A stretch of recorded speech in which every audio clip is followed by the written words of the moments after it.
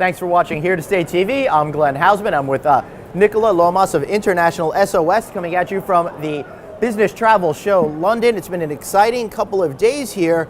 You're focusing on the security of the travelers out there. What are some of the biggest issues that you're seeing right now? Well, the biggest issues, except for the kind of the day-to-day looking after people, is making sure that when something happens, the company who's looking after them, the travel manager, normally in our world here at the BTS, that they can communicate. They can find them, they can communicate them, they can check in, is everything all right? Yes, it is. Or, heaven forbid, no, it's not, we need some help.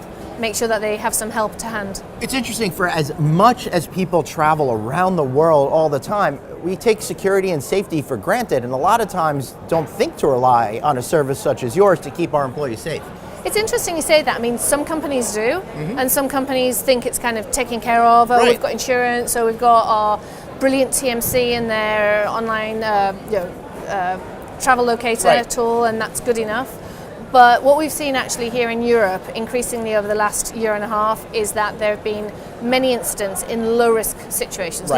Brussels, Paris, London. Here in London. I mean, you're just walking down the street and your whole universe can just change at an instant in a place that you never dreamed something like that can happen. It's true. It's really true. So what are some of the questions that you've been asked here over the last couple of days? So some of the biggest things people are speaking about, and also the questions that we get quite a lot at the moment, are how do we take all of these, what you might think are travel disruptors? So we just get to the point in business travel where we've consolidated into TMCs and we're working with professional companies on all of the accommodation, and it's all in a nice package. And then comes along a disruptor, and it's no longer there. So for a travel manager, how can you put it back together again? How can you put everything in a place where, should you need to know where people are, should you need to communicate with them, you can. So that's really one of the major things, is how do you share this data without it being too heavy? I don't think anybody has the appetite for GPS tracking everybody at every location throughout the day. I don't think anybody wants that for themselves in terms of privacy, and you just don't want to be part of a nanny state. It's a bit heavy. And also, what are you going to do with that information? I mean, you know, practically, what are you going to do with it? So, ironically, we're already giving it to Google. Yeah, but we're doing that by personal choice. Right, individually we're signing up to do that. And for some reason we don't mind, but when you think your company has got that, then you're like, whoa, hold on a minute. That's not okay. Well, I think one is you're actively thinking about it. In the case of your company, the other, it's more passive. It's not really part of your moment-to-moment existence. Well, it's passive, plus it's got a benefit for you. There's personal benefit. When I go outside and I'm not sure how to get from here to there, and I can ask Google Maps to show me the way. It's something in it for me. But in my space, in travel risk management, the only time there's something in it for the me, the individual traveler, the you, if you were somewhere, is when something's happening. Either you show up at an unfamiliar place and you don't know what to do, and you want to keep yourself safe, you feel unwell on a trip, you don't know what to do.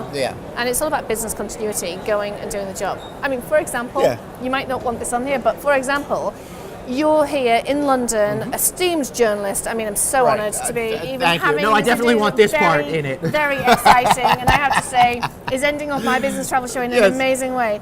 But let's say it's a 2-day show. Let's say you got here and you'd had some dodgy food the day before, and you were feeling. That would never happen in London. Only amazing food here. Depends. Maybe you had it in New York before you got here. Oh, that makes more sense. So you turned up feeling not very good. I did it at the airport at JFK. It got worse and worse and worse, and you're thinking, I just can't do it. I just cannot do it. So how do you resolve that? How do you make sure that you're fit to do this job? And do your business rather than having a completely messed up waste of time. And that's pretty much what we do and what we help people to do. Confession between you and me, I'm not sure I'm fit to do the job even when I'm healthy. But don't tell them. You're doing I think you're doing okay. Great. Yeah, you're Thank fine. you. All right, so this is great. It's been a good therapy session, and we've assessed the risks here today, and I give us a grade A on this conversation. Brilliant. Thank you very much. Any final thoughts before we go? You don't take it for granted that you've got it sorted out. I mean, really, take it seriously. Yeah, and make sure that your employees are safe. Work with a company like International SOS to assess those risks and take care of you in case there's time of trouble. Absolutely. Yep. Thank you. Great. Thank you so much for watching Here to Stay TV. I'm Glenn Hausman.